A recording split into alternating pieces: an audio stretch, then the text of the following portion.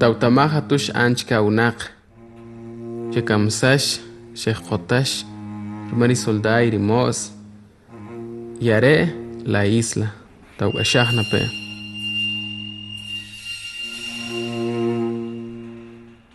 Llegó la hora de conocer verdades. El pasado no se olvida. Aquí pasó la guerra, consecuencias mortales, aniquilamientos letales. Tu nación se llenó de violación, ejecución, desaparición.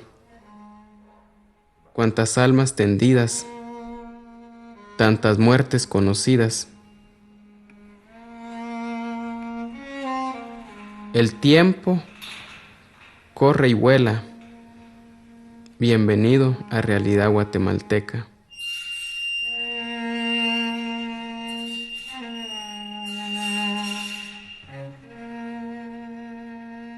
Después de tantos años, se abren páginas oscuras. Tantos caídos claman justicia desde las alturas. Se siente frialdad. Aquí se esconde la verdad. Vaya qué maldad. No basta con decir Dios ten piedad. Miles de sobrevivientes hablan. Millones de papeles cuentan. Realidad es historia oculta. La isla, expediente policial ilegal.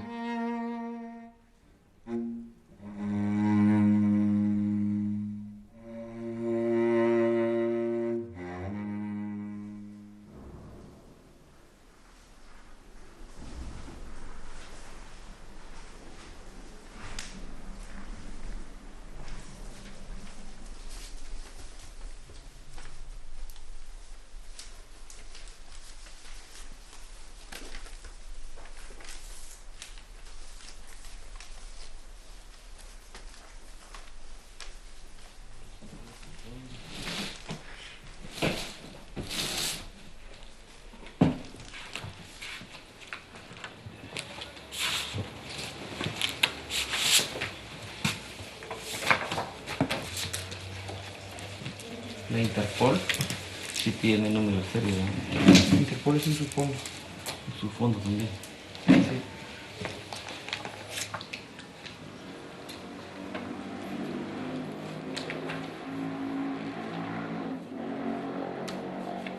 Bueno, esta foto es aproximadamente de julio, agosto del 2005. Es lo más un mes después de que se descubrió el archivo. Fue una de las primeras fases del trabajo que consistió en rescatar una montaña de fichas de identificación personal que estaban tiradas como basura sobre el suelo, en charcos. El archivo surgió a partir de una explosión en el polvorín de la brigada Mariscal Zavala, creo. Estas son las noticias. El norte de la capital vivió una noche infernal.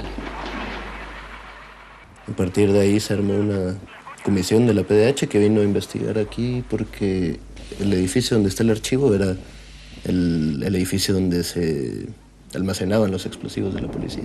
Y cuando se vino a hacer esa investigación se toparon con el archivo. Mientras tanto, la analista en temas militares Iduvina Hernández expresó sus temores de que haya sido un hecho provocado para destruir expedientes militares comprometedores. Por la mañana se pudo observar una fuerte presencia del ejército vigilando los alrededores de la zona 17 e impidiendo el paso en algunas colonias. Lo primero fue esto, a rescatar lo que estaba como en las peores condiciones, que eran estas fichas. El Ministerio de la Defensa evalúa el traslado. Son fichas de los años 30, 40, 50. Por ejemplo, tener fichas así de todos los campesinos que fueron capturados después del golpe del 54. Hay desde detenidos por vagancia, niños por desobedecer a sus padres, hasta dirigentes comunistas históricos. Eran una cantidad impresionante de fichas, creo que cerca de 200,000.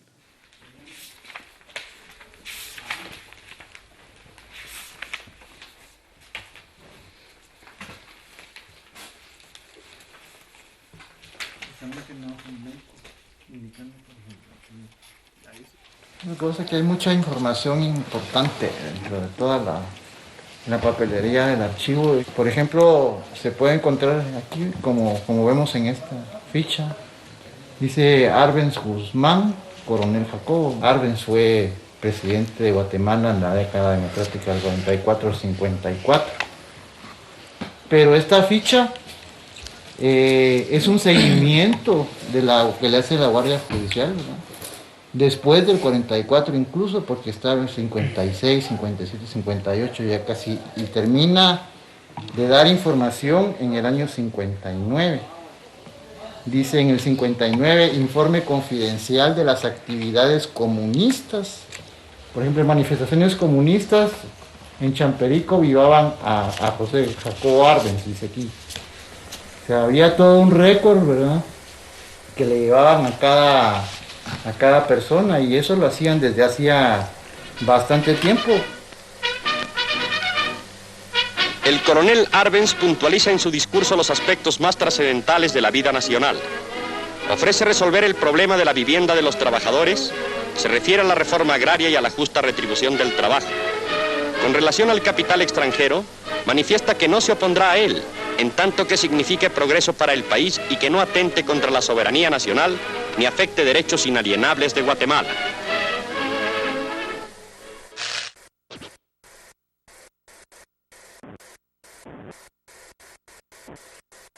Recordemos que con el derrocamiento del gobierno de Jacobo Arbenz inició la represión contra todas las organizaciones populares, progresistas y revolucionarias en el país, y que, bueno, a lo largo de todos los años habían momentos en que se calmaban, pero había momentos en que se agudizaban. Aquí podemos encontrar otras fichas de esta persona que era, pues, un importante miembro del Partido Guatemalteco del Trabajo, Víctor Manuel Gutiérrez, donde los indican de comunista y de traición a la patria, y una serie de... Lo describen como comunista número 1. Como comunista número 1 de Guatemala. Pero entonces este dirigente después, ya en los años 60, él es, se puede decir, una de las primeras víctimas de la desaparición forzada en nuestro país, junto con 28 personas que eran también dirigentes de la lucha revolucionaria y popular en Guatemala, ¿no?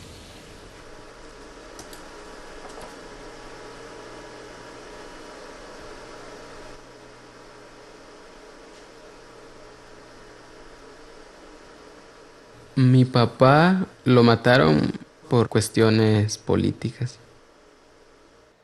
La muerte de mi papá para mí significó el tener que cargar la memoria de él y el de mis tíos que están desaparecidos. Cuando que yo tenía una oportunidad de trabajar en el archivo, fue como un foco, como un camino que se me abrió. Quizás iba a encontrar los nombres de mis tíos o reportes de alguna gente que conoce mi familia. Tenía que tener valor antes de llegar ahí como para empezar a leer toda la historia, ¿no?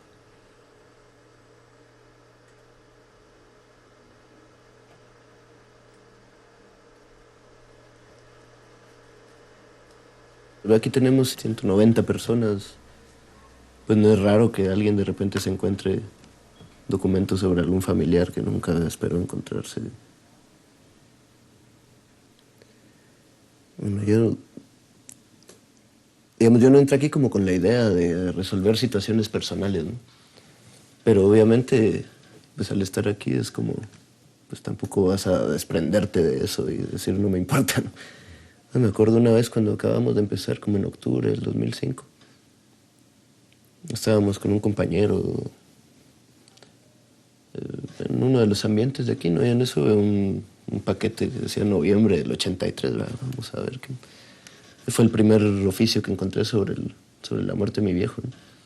Que fue el informe de investigación que hizo el policía cuando encontraron el carro con manchas de sangre y describiendo los impactos de bala que tenía y cómo quedó el carro y no sé qué. Y después otros compañeros fueron encontrando cosas, me fueron pasando con documentos relacionados con lo de mi papá, ¿no? Es jodido de repente así leer con lujo de detalles. A las 6 de la tarde venía un pick-up y detrás venía persiguiéndolo un Ford Bronco, ¿va? Que eran los carros que usaba el Quinto Cuerpo. Y un Pontiac, ¿va? De inteligencia, ¿va? Y que sacaron a la persona que iba conduciendo el pick-up de su carro, se la llevaron, y a la 1 de la mañana aparece tirado en un basurero, ¿no? Atrás de un mercado. Es bien jodido, ¿no? Es fuerte.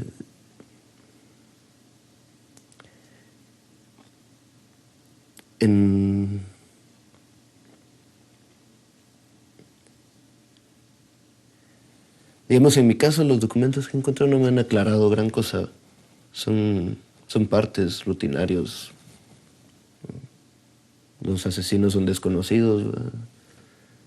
Pero existen otros documentos, ¿no? Sobre mucha otra gente, donde incluso sí queda así claramente establecida la participación del ejército y de la policía, ¿no?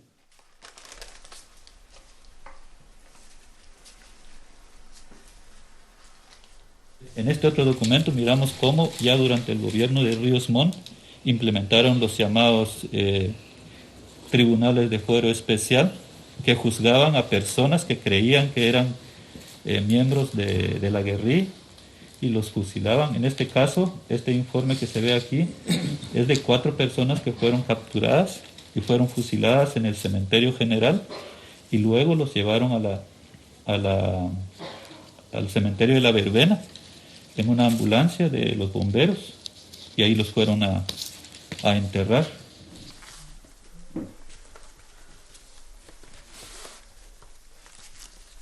Este documento tiene fecha del 17 de septiembre y hecho el mismo día que se fusilaron estas 4 personas, del 82, durante el gobierno de Ríos Montt.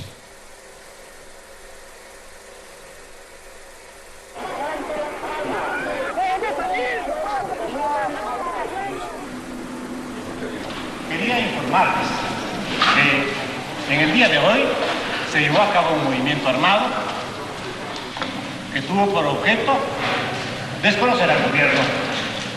Nosotros, militares, queremos expresarles lo siguiente.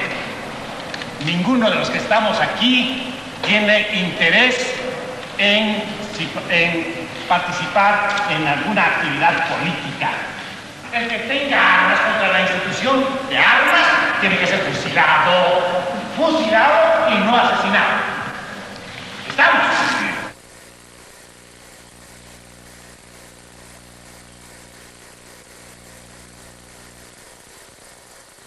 Siempre se tuvo la tesis de que la mayoría de supuestos subversivos, ¿verdad? Porque creo que ellos nunca lo llegaron a comprobar de manera tácita, si lo queremos plantear, iban a ser enterrados como XX al cementerio de la Verbena, a fosas comunes, ¿verdad? Es que la verbena tradicionalmente en la ciudad de Guatemala al menos ha sido el lugar en donde entierran a los que son don nadie, a todos los XX, a todos los desconocidos, que no los reclama ningún familiar, que no tienen ni siquiera quien responda por ellos.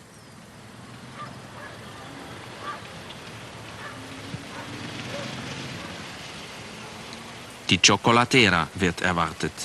Das weiße Auto trägt diesen Namen, weil die Leichen drinnen schon so braun wie Schokolade sind. Mehrere Tage sind sie rumgelegen zur Identifikation, doch niemand kennt sie. XXX, schreibt der Friedhofbeamte in sein Buch, und die XX füllen ganze Seiten.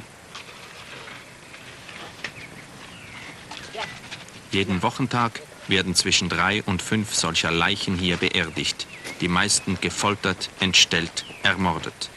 Man vermutet, dass hinter den meisten Morden die Regierung steht, also Polizei, Armee oder rechtsextreme Geheimkommandos. Die Morde werden nie aufgeklärt.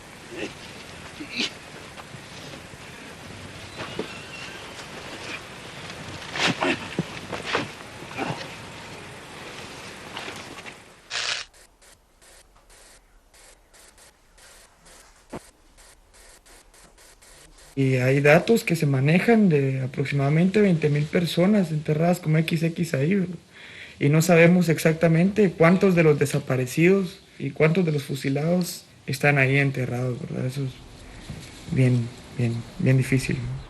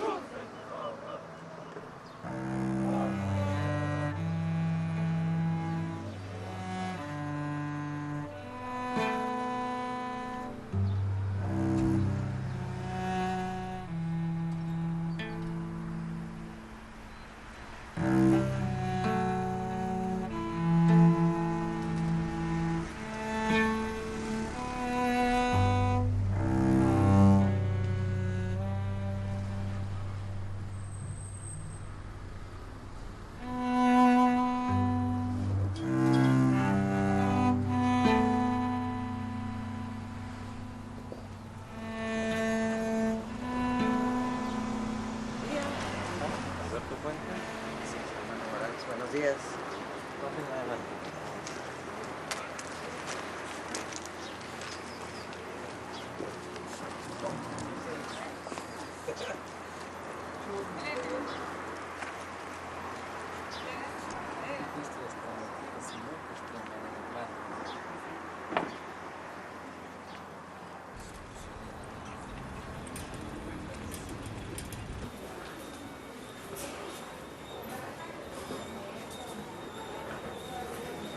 Acá está la sala donde trabaja personal con la documentación de segundo cuerpo. Aquí a la derecha tenemos otra sala del DIC, del Departamento de Investigaciones Criminológicas. Hacia acá tenemos dos salas de investigación. Luego acá está la sala donde se trabaja la documentación de Inspectoría General. Y hacia la derecha, la sala donde se trabaja la documentación del Centro de Operaciones Conjuntas, el COC.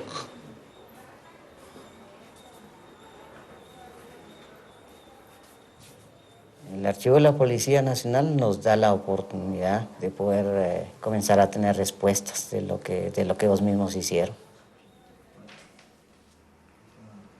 Que esos papeles pueden hablar, pueden decirnos dónde poder encontrar nuestros familiares.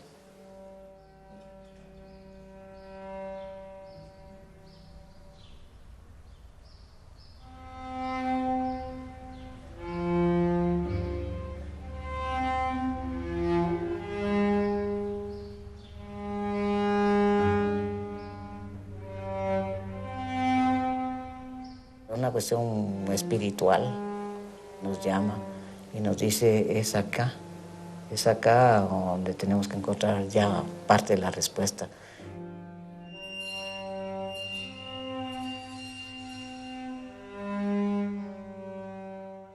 Nosotros siempre andábamos ahí muy contentos, pero nunca nos imaginamos nosotros lo que iba a sucederle a él, pues, a mi tío. Entonces, pues que pasó eso, pues nosotros ya esa alegría pues ya se nos quitó. Una de mis hermanas vino para decirme, a tío Moisés lo habían matado. O algo que creo que ninguno de nosotros nos imaginábamos. No había motivos. No había motivo, no había ninguna razón. Mi tío era una persona, puedo decir sin equivocarme, que ejemplar.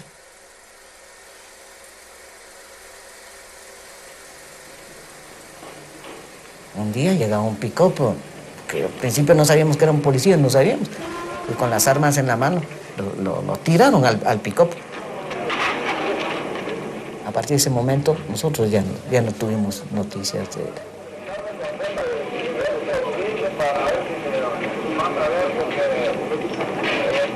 A nosotros nos dolió muchísimo ver los titulares que justamente la prensa sacó, porque hablaban de un hombre que por problemas afectivos se había tirado desde el puente, después un suicidio y todo esto.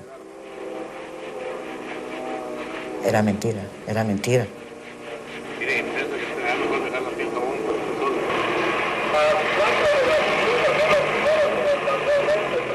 Cuando nosotros lo encontramos a él, la mentira, ¿verdad? Ya se ha muerto, pues él estaba todo torturado.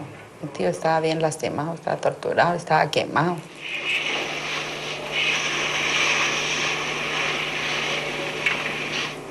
Y de repente,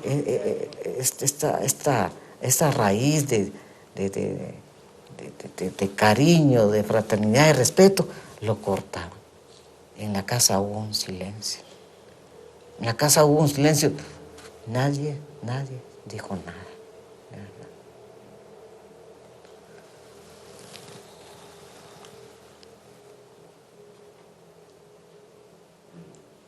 Mi abuelita llegó y a la Corte Suprema de Justicia junto con mi papá empezaron a hacer trámites para saber qué era lo que había hecho mi tío Moy, para saber por qué lo asesinaron, y nadie dio respuesta. Y mi papá fue justamente con Chupina y le dijo que qué había pasado, por qué habían capturado a su hermano. Chupina, el director de la policía, lo sacó. Nos hizo reflexionar, a mí me hizo cambiar todo. Ahí yo pienso que fue el momento en darme cuenta de cómo estaba la situación del país. Y dije, sin decirle nada a nadie, me incorporo al movimiento revolucionario. Y busqué el movimiento revolucionario. Lo que nosotros sí podemos afirmar es que en nuestro país no existe ninguna posibilidad de lograr los cambios que necesita la inmensa mayoría de la población, sino es a través de la lucha armada. Yo nunca supe en qué momento mi papá también tomó esa decisión. Mi otro hermano también tomó la decisión. Por una parte, la fuerza del pueblo organizado por la otra. Quisimos responder a una injusticia y además, y más grave aún, a un crimen, a una incapacidad de la justicia y del Estado de parar esto, porque siempre dijimos que si el Estado en ese momento hubiera jugado su papel, si la justicia en ese momento hubiera jugado su papel, como se lo pedía mi abuelita, tal vez ahorita nos tuviéramos que lamentar los demás asesinatos que hubieron, pero no jugaron su papel. Nuestro símbolo siempre tú serás, Policía Nacional Civil, Policía Nacional Civil.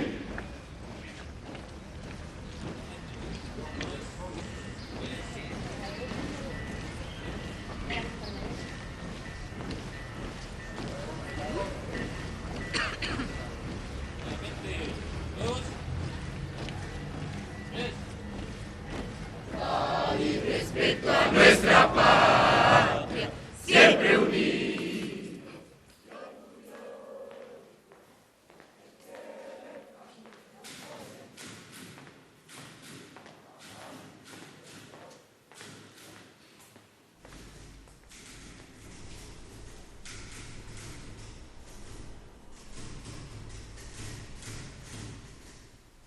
De 1976 a 1980 yo fui jefe de Relaciones Públicas y encargado de prensa del Ministerio del Interior de Guatemala. La policía, bajo la dirección general del general Germán Chupina, era una policía, diríamos, no profesional en lo que se entiende policía en un país civilizado y democrático, sino que era una policía dedicada principalmente a combatir lo que a ellos les parecía la insurgencia. Y bajo ese pretexto se cometían demasiados crímenes contra la población civil.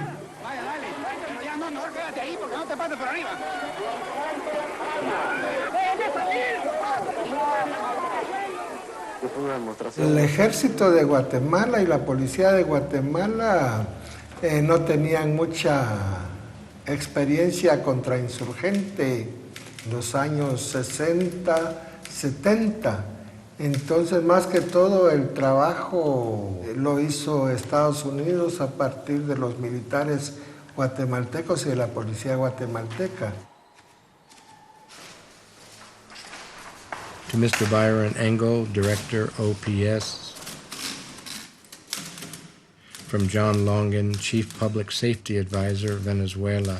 Secret CIA document, Guatemala, 1965. Ambassador Maine requested a public safety advisor in Guatemala. After I was selected for the job, I met with Colonel Peralta and recommend the following general plan of action: that I meet immediately with the directors of the National Police, Judicial Police, to determine both overt and covert means. Basically, the plan was as followed: combined uniform police raids in Guatemala City to force some of the wanted communists into police hands, establish rapport with the various police agencies that would lead to U.S. advisors being able to influence police officials and give them day-to-day operational advice, that a safe house be immediately set up and all information be sent here. A room was immediately prepared in the palace for this purpose. He specifically mentioned that he would offer a cash reward for top communist leaders, the reward to be for their arrest or for their death. Secret, eyes only. We fully support and initiate military psychological warfare training and additional counterinsurgency operation training. Había un programa de asesinatos políticos que iba dirigido a la intelectualidad, a profesionales, a campesinos, dirigentes obreros. Es decir, eliminar los principales cuadros de la oposición política. De frente, paso ligero. Los que llevaban adelante la represión eran más que todos los militares. En lo que es la Policía Nacional, Policía Judicial, ellos más que todo eran auxiliares complementarios del ejército, que actuaba tanto con elementos uniformados como con escuadrones de la muerte conformados por soldados vestidos de civil en vehículos que nada tenían que ver con la institución armada.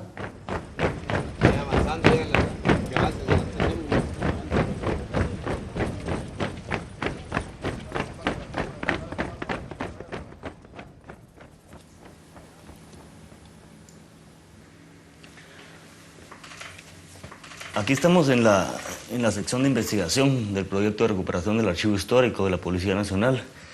Es una sección que se encarga del análisis de la información que contienen los documentos del acervo documental del archivo relacionados con algunos casos de investigación. Uno de los casos en los que hemos estado trabajando, que es un caso paradigmático no solo para el archivo, sino para la sociedad guatemalteca, es el caso de Manuel Colom Argueta. Una situación de represión de orden económico y social que es consecuencia de su gran subdesarrollo económico, social y político. Solo en la década de la Revolución de Octubre se intentó que Guatemala pasara de su subdesarrollo económico y social a un desarrollo a través de un sistema democrático y de un proceso social. Manuel Colom Argueta, junto con otros líderes sociales de aquellos años, pues fueron fundando partidos políticos que tal vez hoy podríamos definir como partidos socialdemócratas. Una minoría que ha gobernado al margen del proceso democrático y que es la que ha causado en alto grado la violencia, ha evitado que el pueblo de Guatemala sea el protagonista de su propia historia. A pesar de ser una opción pues legal y de ser una opción real y todo, fueron muy controlados, fueron vigilados, siempre vivieron con constantes amenazas, y todo esto se evidencia perfectamente bien en los distintos documentos que hemos encontrado en el archivo. En esta ficha, por ejemplo, tenemos una anotación del 1 de marzo de 1965. Esta anotación indica que salió al exilio. El 22 de junio indica que fue expatriado a San Salvador. La década de los 60 pues es pues, tristemente recordada por el auge que tuvieron los conocidos escuadrones de la muerte, que eran grupos paramilitares, por lo general de extrema derecha, que se dedicaban a perseguir y a exterminar a cualquier tipo de oposición al régimen establecido.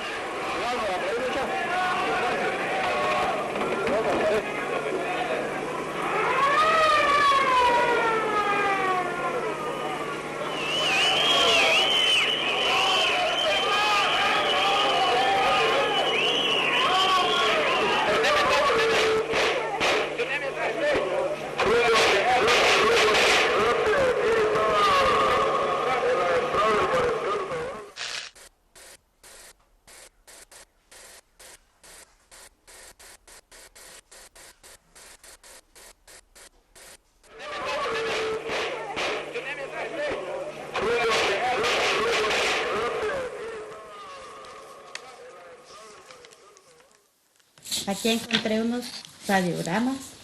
Dice Chalet Las Margaritas. Cerca del cuarto cuerpo funciona como casa de tortura del ojo, dice. Y agentes de ese cuerpo que proceden contra de personas que después aparecen muertas con la leyenda ojo por ojo. Es evidente, ¿verdad?, que estaban escondidos. Y este otro que dice Augusto Castañeda Morga, que dice que fue ministro en ese tiempo, según dice el telegrama, donde vivía permanecen hombres armados y que torturan, porque se han oído muchos lamentos. Disculpa que por no error. Escuché quién era ese, ¿cómo se llamaba ese señor? Augusto Castañeda Morgan, viceministro de Gobernación. No sé si alguien quiere leerlo. El grupo de Ojo por Ojo, ¿verdad? Era uno de los grupos clandestinos de ultraderecha, ¿verdad? Llama la atención que este chalet Las Margaritas, donde realizaban las torturas, estaba cerca de la Policía Nacional, del cuarto cuerpo de la Policía Nacional, y que aquí mismo dice que agentes de ese cuerpo son los que proceden contra personas que después aparecen muertas. Entonces, en realidad, eran grupos de ultraderecha clandestinas que cometían esas acciones, o era la misma policía. O eran ambas. Esas son cosas que yo creo que deben de aclararse, pues. Claro.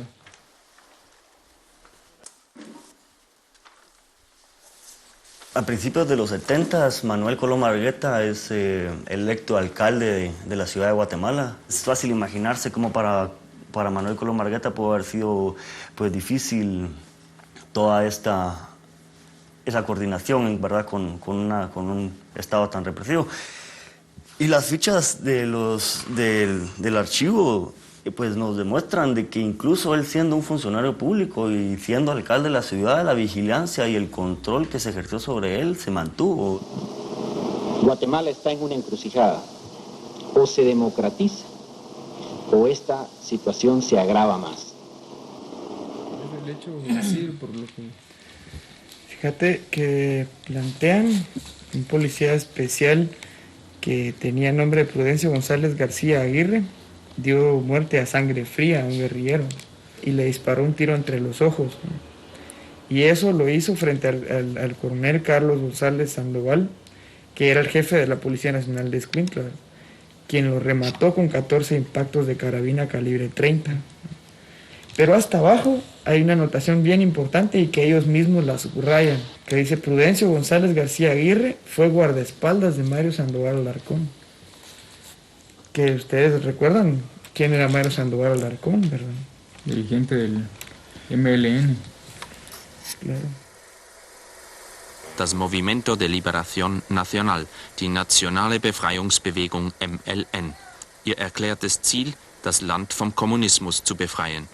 Parteigründer und Idol Castillo Armas, ein Mann, der 1954 zusammen mit der CIA eine gewählte Regierung stürzte, weil sie eine Landreform durchführen wollte. Vor dem Bild des Helden die neue Garde dieser echt faschistischen Partei, die sich heute erneut aufmacht, das Land von den Kommunisten zu befreien.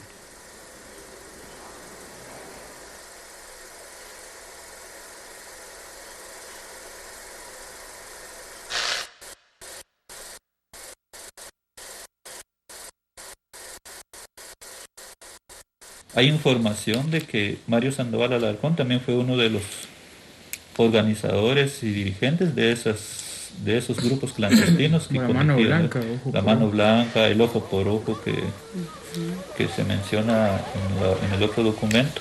O el ejército secreto anticomunista. El ejército secreto anticomunista.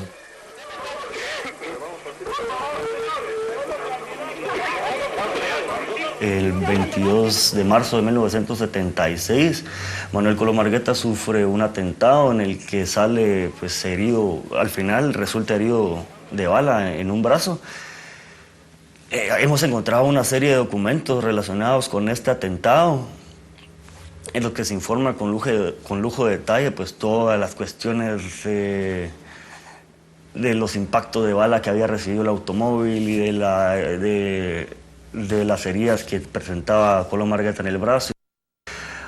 Pero realmente hasta el momento no hemos encontrado ningún documento que manifieste algún tipo de labor de investigación seria en cuanto a esclarecer el hecho en sí, ¿verdad? Incluso en una declaración que da Coloma Argueta... La extrema derecha ha utilizado hábilmente el subterfugio que todo lo que es oposición es rebelión, que todo problema social, sindical, es rebelión.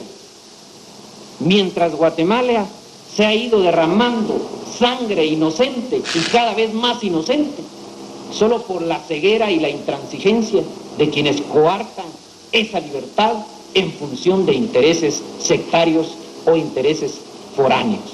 Gracias, licenciado Manuel Coloma Argueta, muchas gracias.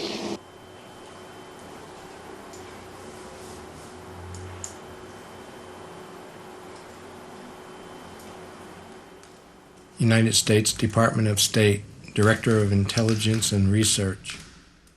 Subject, Guatemala, a counterinsurgency running wild. Guatemalan counterinsurgency operations during the past year have been so successful that the U.S. Embassy reports this success has come about through a combination of overt and covert operations by the Guatemalan security forces and the right-wing civilian associates, that approximately 500 to 600 persons have been killed during the past year.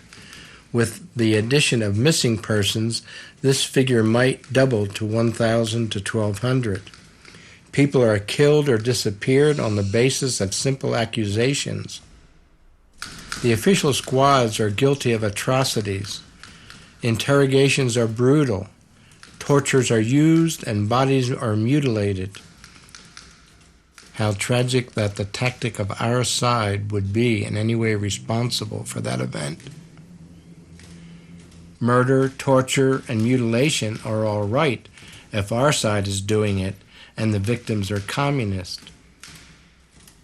The point is that the society is being rent apart and polarized. The tactics have just deepened and continued the proclivity of Guatemalans to operate outside the law. It says in effect to the people that the law, the Constitution, the institutions mean nothing. The fastest gun counts. The whole cumulative effect is most unhealthy. How fortunate for us that there is no charismatic leader around yet to spark an explosion.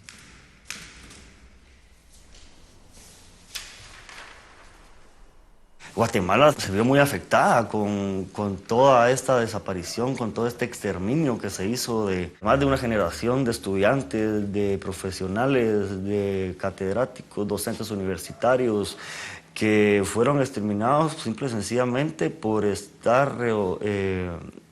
por tener posturas de oposición al régimen, no necesariamente radicales en el sentido de una lucha armada, sino que en muchos casos pues eran una opción legal, tanto al punto de que Manuel Colón Margueta inscribe su partido en 1978, el FUR, para participar en las próximas elecciones presidenciales, y era el Vox Populi, que hubiera sido seguro ganador de esa contienda.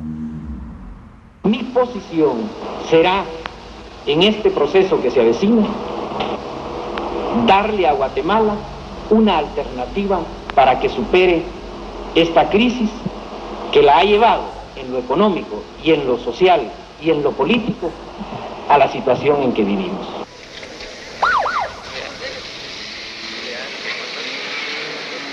Este es el momento en que el automóvil donde viajaba el licenciado Manuel Colón Margueta es recogido por la policía. Los bomberos llevan el cadáver del licenciado Manuel Colón Margueta en este momento, después de que el juez correspondiente ha levantado el acta de rigor. El primer derecho que han negado es el derecho a la vida, el derecho a la libertad, el derecho a la asociación, el derecho a la participación social y política.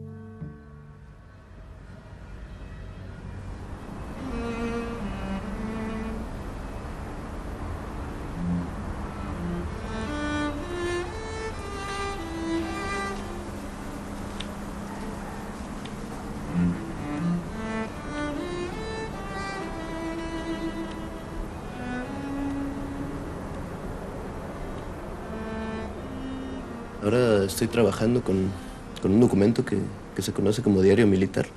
Bueno, de hecho es un documento único, por lo menos en Latinoamérica. No hay documentos así de esta magnitud.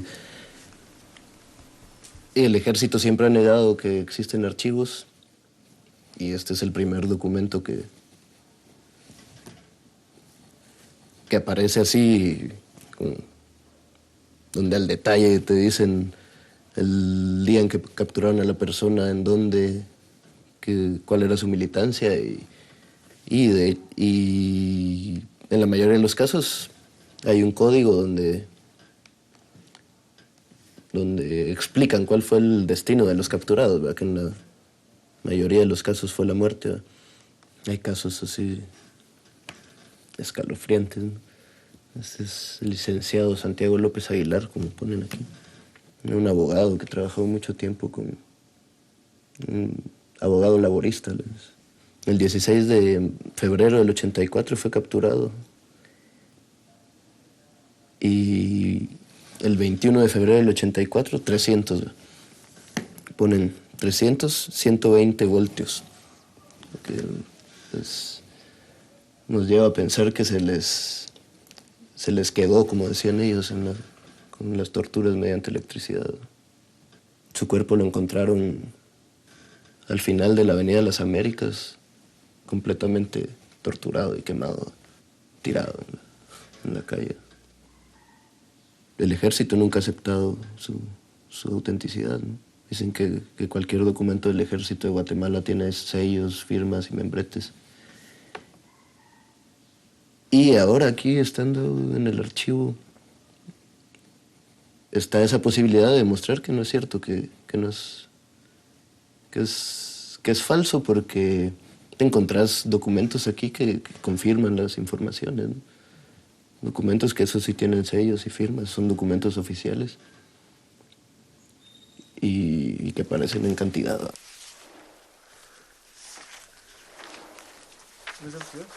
Hay un hecho interesante aquí que en este documento manuscrito, digamos, establece un tema, ¿verdad? Que es facciosos. Se trata de ocho personas, los cuales presentaban perforaciones de bala. Y empieza a escribir el detective: tenemos el honor de dirigirnos a usted para hacer de su conocimiento que el día de hoy a las 20 horas fuimos nombrados por la jefatura de servicio tal, a bordo de tal unidad, por tener ese conocimiento. A las 7 de la mañana el ejército había atacado, atacó un reducto guerrillero en la zona 11, y en ese reducto guerrillero está mi tía, justamente mi tía, mis dos tías, mi prima Damaris y mi prima Victoria.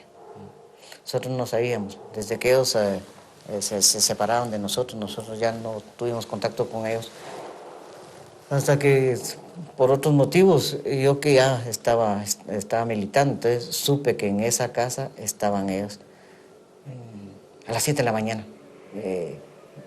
Nosotros vemos por la televisión, el ejército con tanquetas llegó y destruyó la casa.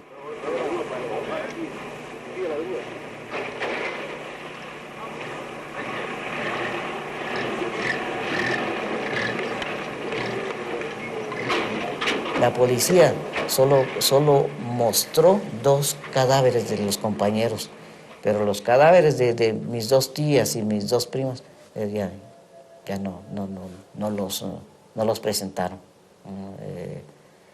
los ocultaron.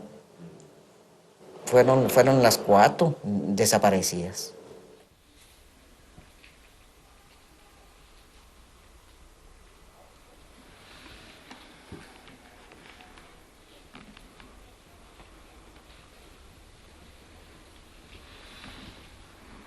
Esta ficha presenta el tema de facciosos, al igual que el documento. ¿Vos si no dices los nombres, vos? El 14 del 8 del 81 dice: elementos que pertenecían a esta facción clandestina fueron consignados al juzgado onceavo de paz penal, siendo las siguientes personas: Cecilia Garrido Samayoa, María Eva Contreras, Iliana Beatriz Morales Escobar, Noé Salomón Morales Escobar y Otto Raúl Morales Contreras. Eso fue un 13 de agosto. Fue un 13 de agosto y pues ahí estábamos, ¿verdad? Cada quien en sus actividades ahí, que íbamos a tortear, que otra cosa era arroz, cositas así. Cuando vimos para el cerco al frente, pero había una cantidad de hombres así, solo de verde olivo. Solo de verde olivo estaban todos. O sea que nos rodearon todo ahí, ¿verdad? Saltándose para adentro, ¿verdad? De ahí a mi prima Iliana y a mi primo Noé les pusieron sobrefunda aquí, cubriéndoles el rostro. Y nos entraron a un cuarto con mi abuelita. Empezaron a golpearnos y ya nos llevaban para el primer cuerpo. De ahí entraron a mi hermano, ¿verdad? Y a un cuarto, ¿verdad? Y ya después cuando él salió todo cortado de su pescuezo, sangrando, mi hermano, ¿verdad? Y ahí entraron a mi mamá. Entonces a mi mamá la subían así en una mesa y tenían así un lazo, una pita así, ¿verdad? Y con un cincho. Entonces cuando mi mamá ella no contestaba lo que yo le decía, entonces quitaban la mesa y la dejaban así ahorcada a mi mamá. La dejaban ahí ahorcada. Ahí volvieron a entrar a mi hermano Raúl adentro. Y ahí, pusieron así una manta con sal, ¿la echaron? Pero él ya llevaba raleados sus pies. Y lo ponían a él a caminar ahí. Y después ya para cuando nos iban a llevar de ahí, que dijeron que nos llevaban para otro lado, para la prisión, le dijo mi hermano a mi mamá: mire mamá, le dijo, necesito que me dé dinero porque a nosotros nos van a consignar. Nos vamos. Entonces mi mamá ahí le dio unos centavitos y hasta hoy día no sabemos de él.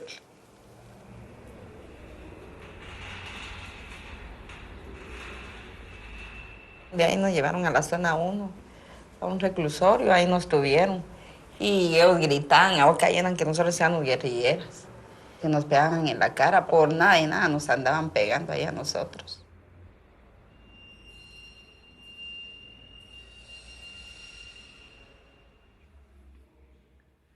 Entonces yo sufría mucho ver a mis primas que eran más pequeñas que yo. Y yo tenía 13 años.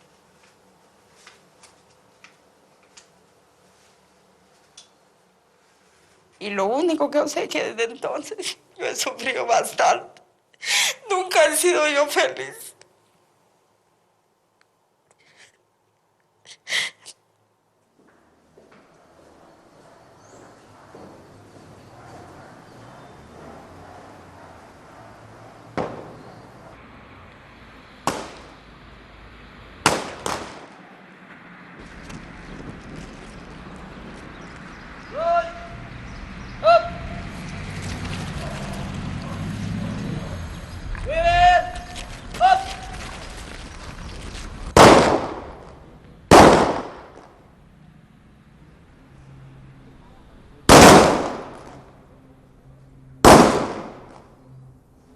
Entendamos que en Guatemala en el poder siempre ha estado la oligarquía. Uno de sus instrumentos principales ha sido el ejército, ha sido la policía y ha sido también los escuadrones de la muerte. Ahora, ¿en qué puede servir el archivo? Sirve para contextualizar, para averiguar nombres y relacionarlos con hechos muy concretos y deducir responsabilidades. Y sabiendo los nombres, es natural que los intelectuales y tal vez hasta los materiales fueron ellos.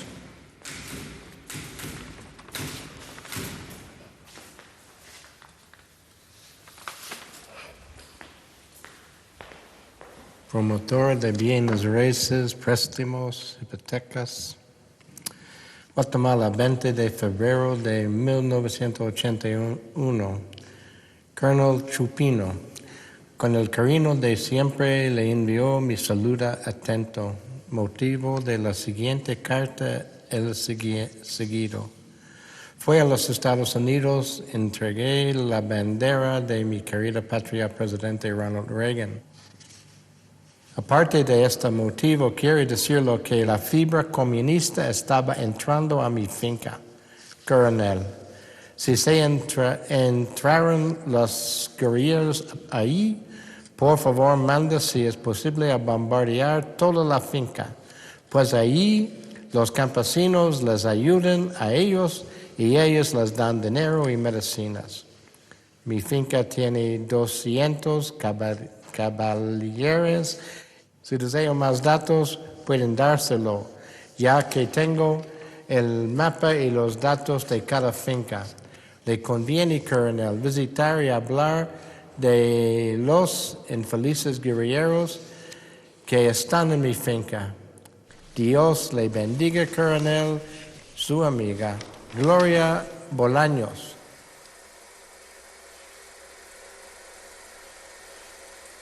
Las masacres es una forma que el enemigo tiene de combatir en el campo, en la ciudad, a las fuerzas liberadoras de nuestro pueblo.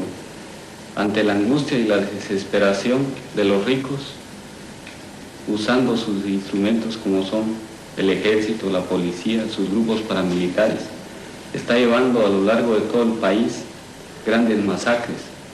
Ha hecho desaparecer aldeas, ha hecho desaparecer poblados completamente del mapa, tirando napalm, quemándolos, arrasándolos. Miren estas fichas, son de la Embajada de España. Hay dos acá. La primera es del embajador de España, Máximo Cajal. Básicamente habla de tres momentos. El primero, que le informa de las quemaduras que sufrió al ser incendiada la Embajada de España por un grupo de terroristas, dice la ficha, quienes murieron en el interior de la misma. Recuerdo que eran más de 30, ¿verdad?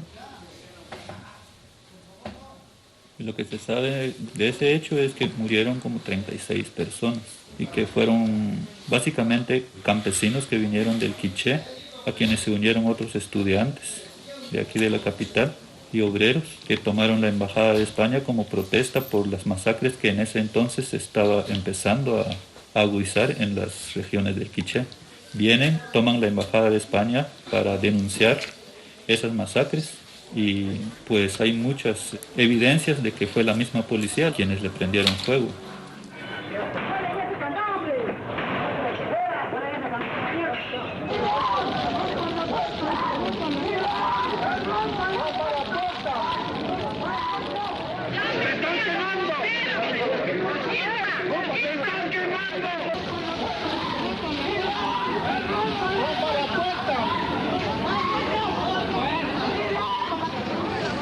Todos los cadáveres, salvo uno, estaban lanzados hacia atrás, unos encima de otros, todos viendo hacia el frente, lo cual permite demostrar que hubo una explosión de afuera hacia adentro de la habitación.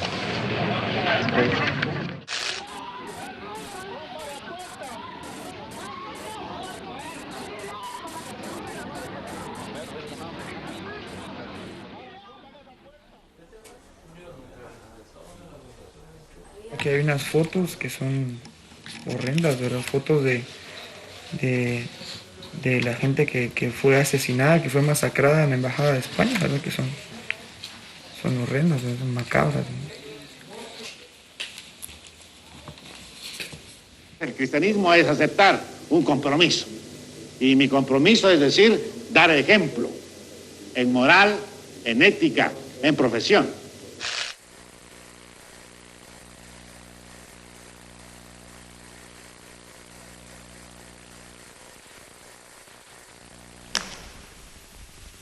Vamos a matar, pero no a asesinar.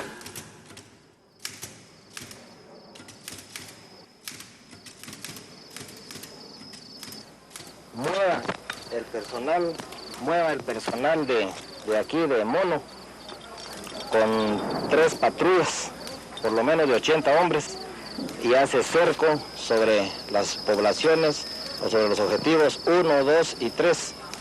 Vamos a hacer un cerco alrededor, ya que usted tiene una patrulla en contacto. Central Intelligence Agency, Secret Cable, February 1982. The Guatemalan Army reinforced its existing force in the Central El Quiché Department.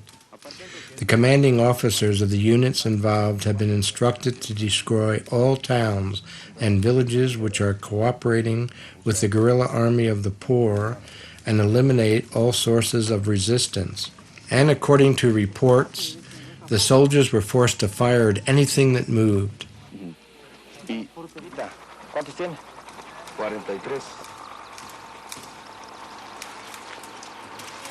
Comment. The Guatemalan authorities admitted that many civilians were killed.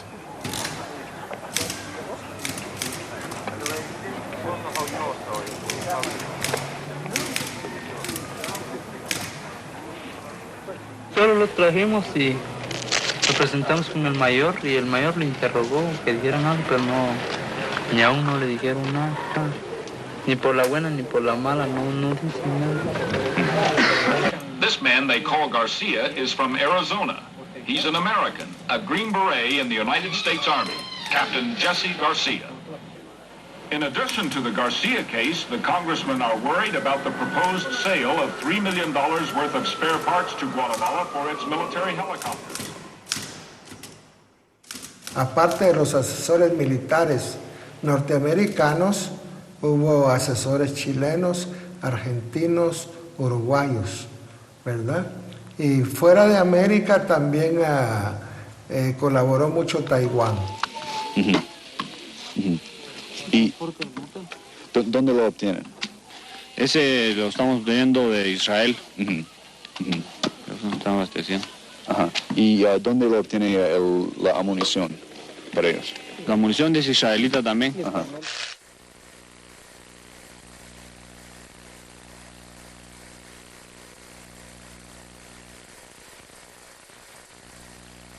Israel contribuyó con los famosos Araba, ¿verdad? Aviones para uso civil que fueron artillados. ¿Usan bombas de helicópteros o de Sí, aviones? de helicópteros.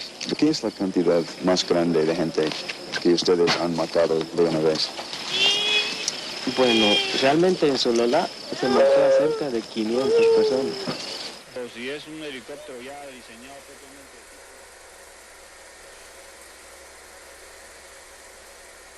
A raíz del golpe de Estado, donde se instauró una junta de gobierno, se han venido generando masacres de lo más genocida que nos pudimos haber imaginado. En Ixcán, en Huehuetenango, en Quiché, en Chimaltenango, en las Verapaces, es la misma historia. Grandes extensiones de tierra quemadas, aldeas arrasadas y un montón de gente que ha sido masacrada.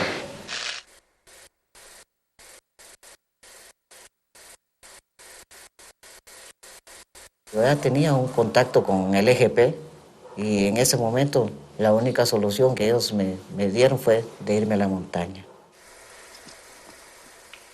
Es de esa manera como mi tía Ida, con mi prima Claudia, mi primo Byron y mi prima Abigail se van también para el Quiché. Ellos llegan al Quiché, al EGP también como colaboradores, un colectivo de desastrería. 400 à peu près. À 400 à peu près, mais on ne sait pas. Encuentran una unidad militar. El ejército ya había avanzado en sus posiciones y ya los atacaron.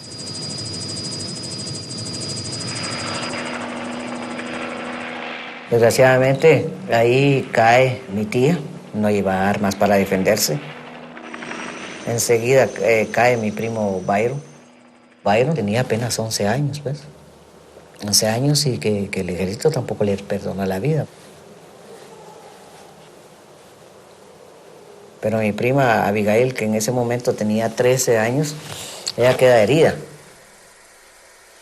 El ejército agarran a mi prima y lo que hace es que se la llevan entonces a un centro que ellos tenían en Poptún, donde se llevaban a los niños. En ese lugar permanece varios años.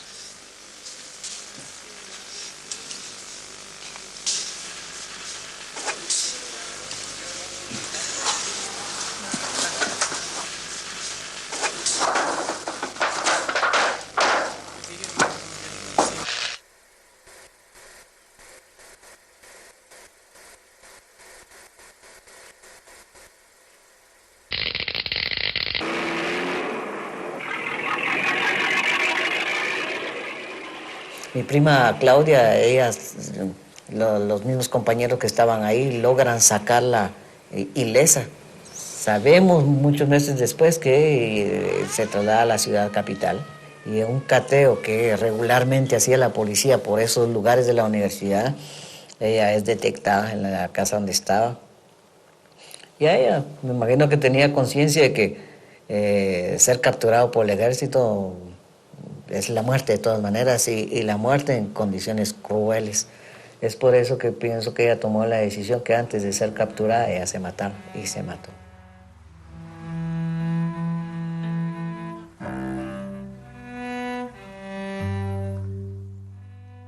Al resumir lo sucedido en el caso de nuestra familia, vamos a decir que mi tío Moisés, que fue la primera persona asesinada, tenía 50 años. O sea, luego mi tía Cipriana, que tenía más o menos su misma edad, ¿no? 45, 50 años. Luego mi tía Betty, que contaba con 42 años. Su hija María Victoria, que tenía 23 años. Mi prima Damaris, que tenía 6 años. Luego mi papá, también 43 años. Mi hermano Raúl tenía 21 años. Mi hermano Maynor, que tenía 19 años, mi tío Salomón, que contaba también como 46 años, mi tía Aida, que tenía la misma edad que mi tío Salomón, su hijo Héctor Manolo, que tenía también 20 años, 21 años, mi prima Claudia, tendría también entre unos 17 y 18 años. Mi primo Noé, que contaba también entre los 18 años. Y mi primo Byron que tenía 11 años. Con todos los familiares desaparecidos.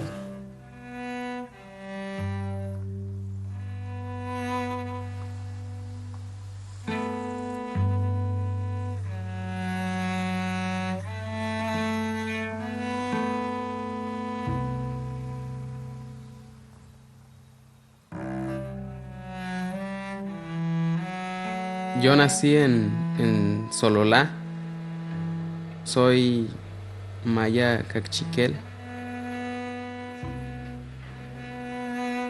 Mis papás eran campesinos, pero también tenían su colaboración con el movimiento guerrillero, la dirigencia de la guerrilla, pues. Ellos tenían las armas y la ideología política, pero mis papás tenían la seguridad, la alimentación, toda la ayuda que la guerrilla necesitaba en ese momento para hacer su guerra. Y la tuvo, pero se estaban olvidando, digamos, de la comunidad. Y eso fue su mayor frustración de mi papá, porque la lucha de mis papás no nace con ellos.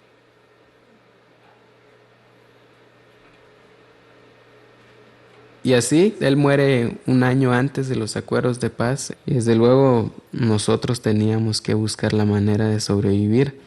Y así fue como yo emprendí mi viaje hacia la ciudad, casi solo.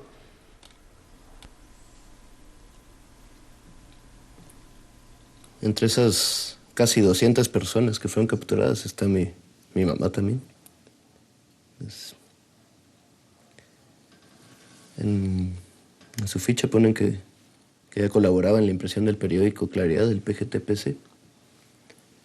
El 23 de diciembre del 83 la capturaron en la casa donde imprimían el periódico. La tuvieron 2 semanas en alguna cárcel clandestina conmigo en el vientre. Yo estaba embarazada, ¿no? La tuvieron secuestrada, al final la soltaron. Se dieron cuenta de que no tenía nada que entregarles, no les era útil, digamos. Entonces la soltaron en enero del 84. Después nos fuimos exiliados a México. Estuvimos 15 años, ¿verdad? Mi mamá no se animó a volver, ¿verdad? Obviamente. Era muy...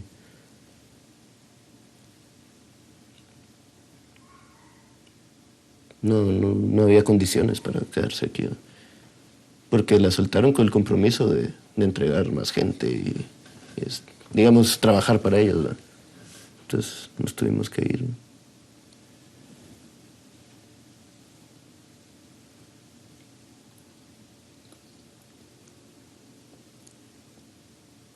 A ella la capturaron más o menos 1 mes y medio después de que habían matado a mi papá, que también aparece aquí.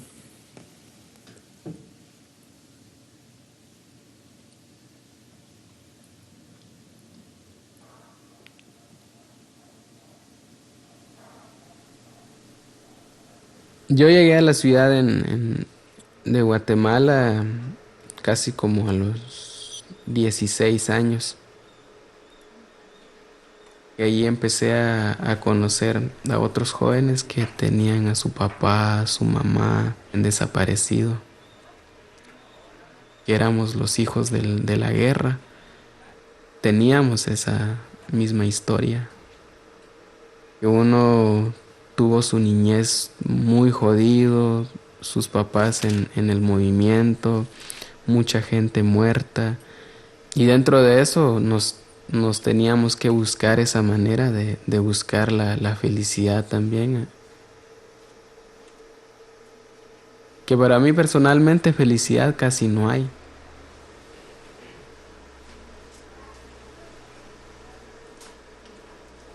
Entre los desaparecidos no hay inocentes. Todos fueron culpables de querer un mundo mejor, ¿no? Entonces, más bien, me siento orgulloso de que mi viejo no fue alguien que se quedó sentado viendo cómo pasaba todo y no le importara, sino que más bien pensó que era posible cambiar las cosas y se murió en eso. Ahora, bueno, sí creo que sería importante, no solo de manera personal, sino creo que es fundamental para la memoria, el saber, pues, con nombres y apellidos, quiénes fueron los que hicieron esto, ¿no?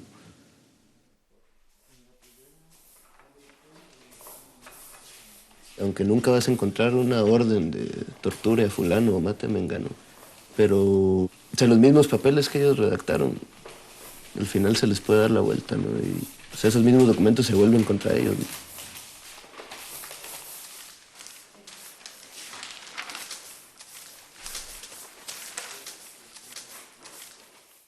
Department of Defense document, April 1994. The Southern Air Base at Retaleo between 1984 and 1986 was used as both an operations center and as an interrogation center by the Guatemalan Army. To remove insurgents that had been killed during the interrogation and at times that were still alive but needed to disappear, Aravas were parked at the south end of the runway after midnight. Pilots were instructed to fly 30 minutes off the coast of Guatemala and then push the prisoners and bodies out of the aircraft. In this way, the D-2 has been able to remove the majority of evidence showing that the prisoners had been tortured and killed. The commander of this theater of operations during this time was former Minister of Defense, General Hector Alejandro Gramajo Morales.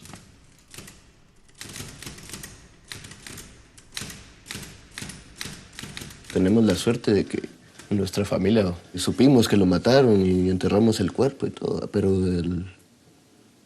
la gran mayoría de desaparecidos, ¿no? Sencillamente no supieron qué pasó, ¿no? Nada. Y pues, nadie puede vivir tranquilo así, con esa incertidumbre, ¿verdad? Hay chavos que todavía creen que de repente se encuentran vivos a sus papás, las mamás que igual siguen aferrándose en que en algún lugar va a estar su hijo, ¿no? Creo que o sea, la justicia por ahí empieza, ¿va? Primero saber qué pasó y sin medias, ¿verdad? ¿Qué pasó? Yo les voy a mostrar imágenes que tenemos de los documentos en digital. Aquí, pues este ha sido un proceso que se va formando desde que encontramos el primer documento. Se hace la búsqueda de los documentos relacionados. Así se recabaron varias fichas de miembros de la familia, no del total, los que hemos encontrado. Sí, aquí hay un error incluso, ¿verdad? Porque dice Maynor Rigoberto y Rigoberto. Aquí estamos. Secuestro, robo, tenencia de armas de fuego, ignorando de voy a ponerlo a disposición tribunal. Esto fue el 11 de octubre del 84. Oficio, un memorándum más o menos, dirigido a los jefes de los cuerpos. Vimos una serie de documentos de la policía donde confirman, por ejemplo, la captura de mi hermano Don Raúl Morales y de mi primo Noé Salomón. Pero al mismo tiempo que ellos confirman que lo han capturado y que los motivos de la captura, ellos dicen que fue porque encontraron armas y por robo agravado, ¿no? Los cocinan por eso, y en una notita aparte ponen ahí también que después de haber salido de los tribunales, dos policías que los acompañaban no pudieron evitar que los secuestraran, que se los llevaran. Claro que nosotros no aceptamos ese apunte que puso la policía. O sea, todo es falsedad. Yo pienso que era parte también en la forma y los métodos que la policía utilizó para asesinar a la gente. Y confirma una vez más lo que ya mi tío al salir de prisión nos haya confirmado, en que a mi papá y a mi hermano los habían asesinado. Que duele, ¿verdad? Ver las mentiras que están ahí en esos documentos, porque así como ellos lo dicen, no es así, no fue así. Porque nosotros éramos pobres pero honrados. Mis hermanos, ellos pues tenían su trabajo, nunca le hicieron daño a nadie, eran gente decente, trabajadora, hemos sido todos, ¿sabes? Y eso es lo que más nos duele, ¿va? Y esa ingratitud que hicieron ahí con ellos.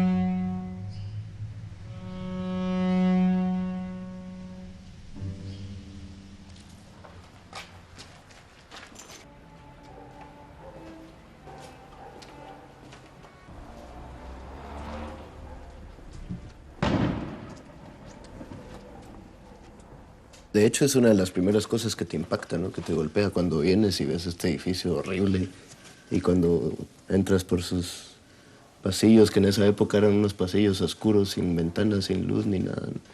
Y eso de que es muy probable que en estos mismos pasillos haya muerto gente o haya sido torturada gente.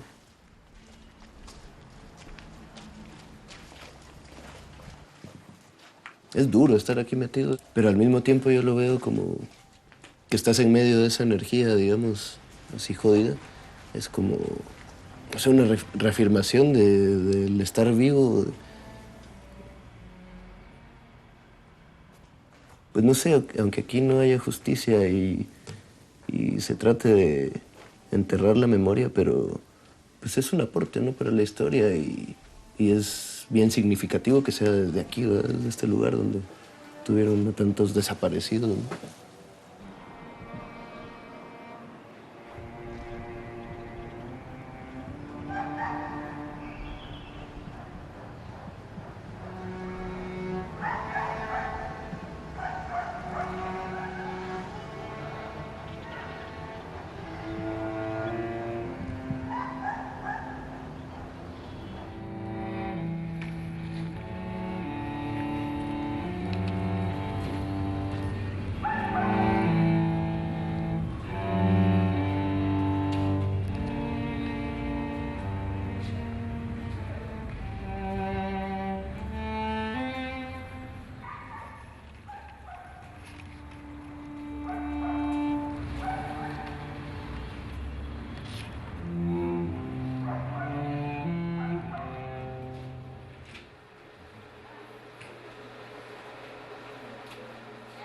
El archivo no solo es recordar lo que pasó, sino una parte más para que se pueda enjuiciar a los responsables de toda la desaparición y la muerte, ¿va?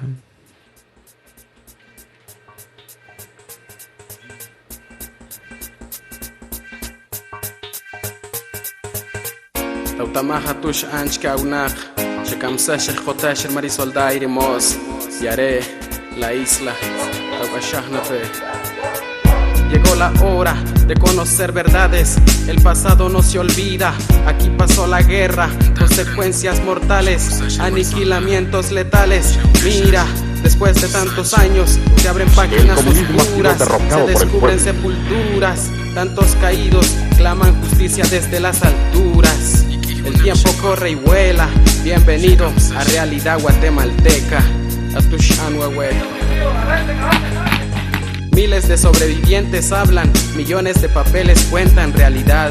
Esto es historia oculta, la isla, expediente policial ilegal. En tu nación se llenó de violación, ejecución, desaparición, planes represivas, contra subversivas, políticas genocidas, tantas muertes conocidas, en calles y avenidas cuantas almas tendidas. Se siente frialdad, vaya qué maldad, no basta con decir Dios ten piedad. Señores, la ceguera no existe, ya viste, impunidad latente. Engavetada en laberintos clandestinos, censurada por unos cuantos latinos. En conciencia de militares se esconden nombres y apellidos de estudiantes, maestros, obreros, campesinos. Debajo de uniformes camuflajeados se esconden manchas de sangre. Más que un golpe de estado. Engavetada en laberintos clandestinos, censurada por unos cuantos latinos. Llegó la hora de conocer verdades, el pasado no se olvida, aquí pasó la guerra, consecuencias mortales, aniquilamientos letales. Mira, después de tantos años se abren páginas oscuras, se descubren sepulturas, tantos caídos claman justicia desde las alturas. El tiempo corre y vuela, bienvenido a realidad guatemalteca. Ni mala, ser batanero, la voz del pueblo.